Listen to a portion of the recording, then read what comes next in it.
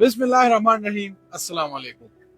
وای چې یو سوالګر هغه د 13 کالو نه په یو ځای ناستو او سوال وی غوسته چې د الله په نوم باندې سره کې خو یو ځل یو اجنبي په لار تیرېدو او هغه ته چې کله د سوال کړی دی نو هغه اجنبي ورته وایي چې ما سره خو ستا ته در کولو دپاره سم نشته، خو دا راته ووایه چې ته په دې څه څیز ناست دی، تا چې تر دې کې دننه کتلي دي چې دې کې دننه څه دي؟ هغه ورته چې نه، زه خو د 13 کال نه په دې ځای ناست یم، خو ما چېرې هم دا نه دي کتلی چې دې کې څه دي. وایي چې ولې؟ وایي چې ما خو هسې تپوس وکړه، اجنبي ورته وایي.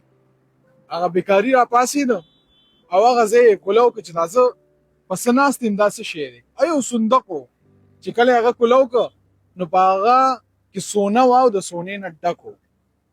د دې کیسې مطلب دا دی چې موږ به کله خپل ځان پیژنو او د خپل ځان د پیژندو دپاره به تلاش شروع کړو. موږ به کله د لاشعورۍ نه او د سوچونو د هغه جاخو نه روځو، په خپل حال به فوکس کوو او د یو پروډکټیو نن په مهال باندې به د خپل ښکلې روښانه او را روان مستقبل سوچ لرو.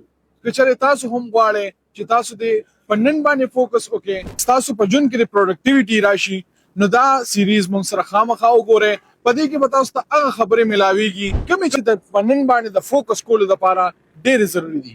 تھینک یو.